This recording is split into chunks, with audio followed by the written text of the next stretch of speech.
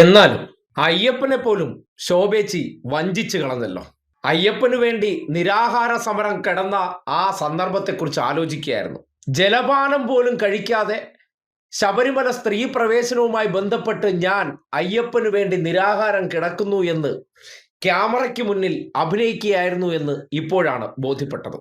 രാവിലെ ഒരു tin protein powder അങ്ങോട്ട് കലക്കി കുടിക്കും, പിന്നെ വൈകുന്നേരം വരെ അയ്യോ ജലപാനം പോലും കഴിച്ചില്ലേ എന്ന തരത്തിൽ അഭിനയമായിരുന്നു അത്ര. അപ്പോൾ അയ്യപ്പനോടൊക്കെയുള്ള മഞ്ഞളിൻ്റെ ഒരു മനോഭാവമാണ്. എന്തായാലും സോഷ്യൽ മീഡിയ ആ പ്രോട്ടീൻ കഥ പുറത്തു വന്നതിന് ശേഷം മഞ്ഞൾ എന്ന പേര് മാറ്റി പ്രോട്ടീൻ ശോഭ എന്നുള്ള വിളിപ്പേരാക്കി മാറ്റിയിട്ടുണ്ട്. അതിന് എന്താണ് കാരണമെന്നുകൂടി നിങ്ങൾ കേൾക്കണം. ഈ പ്രോട്ടീൻ കഥയൊന്നും ഈ നാട്ടിലെ ജനങ്ങളോട് പറഞ്ഞത് ഏതെങ്കിലും ഇടതുപക്ഷക്കാരോ ശോഭാ വിരുദ്ധരോ ഒന്നുമല്ല. ആലപ്പുഴയിൽ ഒപ്പം നിന്ന് പ്രവർത്തിച്ച ബിന്ദു എന്ന BJPയുടെ വൈസ് പ്രസിഡന്റാണ് ശോഭയുടെ ശബരിമലയ്ക്ക് വേണ്ടിയുള്ള ആ ഉഡായിപ്പ് നിരാഹാര സമരത്തിന്റെ യാഥാർത്ഥ്യം വെളിവാക്കിയത്. ശബരിമല വിഷയത്തിൽ നിരാഹാരം കിടക്കുമ്പോൾ വെളുപ്പിനെ തന്നെ ഫ്ലാസ്കിനകത്ത് പ്രോട്ടീൻ പൗഡറും കലക്കി കൊണ്ടുവന്ന് അവിടെ കൊണ്ടുവന്ന് കുടിപ്പിച്ചിട്ടാണ് നിരാഹാര പന്തലിലേക്ക് ഇരുത്തിക്കൊണ്ടിരുന്നത് ഈ പൂന്തുറ ശ്രീകുമാറാണ്. എനിക്ക് നല്ല വ്യക്തമായിട്ട് ഞാൻ എൻ്റെ കണ്ണുകൊണ്ട് കണ്ട കാര്യങ്ങളാണ് പറയുന്നത്.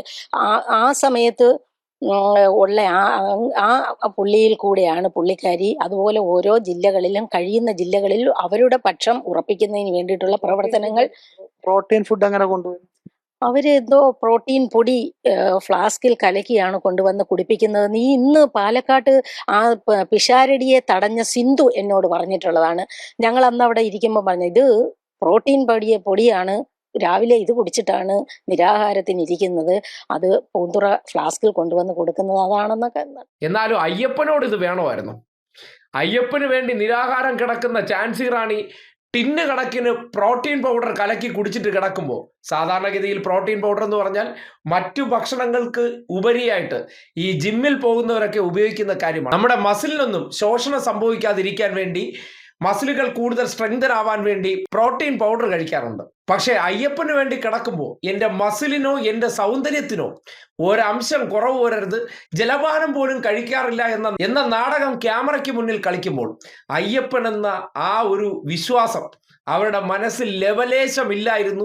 പ്രോട്ടീൻ പൗഡർ എത്ര ഉണ്ടോ അത്രയും നാൾ ഞാൻ വേണമെങ്കിൽ നിരാഹാരം കിടക്കാമെന്നായിരുന്നു വാഗ്ദാനം. ഏറ്റവും ഒടുവിൽ 10 ദിവസം നിരാഹാരം, ആരോഗ്യം അപകടാവസ്ഥയിൽ എന്നൊക്കെ കഥ മാധ്യമങ്ങളെ കൊണ്ട് അടിച്ചിറക്കിയതാണ്.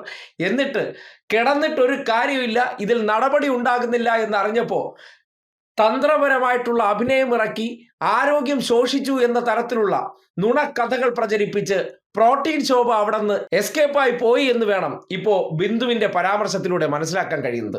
എന്തായാലും അയ്യപ്പനൊക്കെ സംഘപരിവാറുകാരെ സംബന്ധിക്കുന്നിടത്തോളം ഒരു കച്ചവട ഉൽപ്പന്നമാണെന്ന് വീണ്ടും തെളിയിക്കപ്പെടുകയാണ്. നേരത്തെ ശബരിമലയിൽ തന്നെ സ്ത്രീ പ്രവേശനത്തോടനുബന്ധിച്ച് കാവൽ നിന്ന ഉള്ളിസുര സൈഡിൽ നിന്ന് ഹാൻഡ്സ് ചുരുട്ടി ചുണ്ടിക്കേറ്റുന്ന രംഗം നമ്മൾ കണ്ടതാണ്. കഠിന ഹൃദയം പിടിച്ച് ഹാൻഡ്സും കയറ്റി നടക്കുന്ന ആ പരമശുദ്ധനായിട്ടുള്ള വിശ്വാസിയെ കണ്ട് കേരളം തന്നെ ഞെട്ടി. അതിനു പിന്നാലെയാണ് ഇപ്പോൾ പ്രോട്ടീൻ കഥ കൂടി പുറത്തു വരുമ്പോൾ ശബരിമലയിലെ അയ്യപ്പനൊക്കെ ഹിന്ദു പാർട്ടിയെ സംബന്ധിക്കുന്നിടത്തോളം ഒരു കച്ചവടത്തിന്റെ ഉൽപ്പന്നമാണെന്ന് പ്രോട്ടീൻ ശോഭയുടെ നിരാഹാര തട്ടിപ്പ് കഥ പുറത്തു വരുമ്പോൾ തെളിയിക്കപ്പെടുകയാണ്.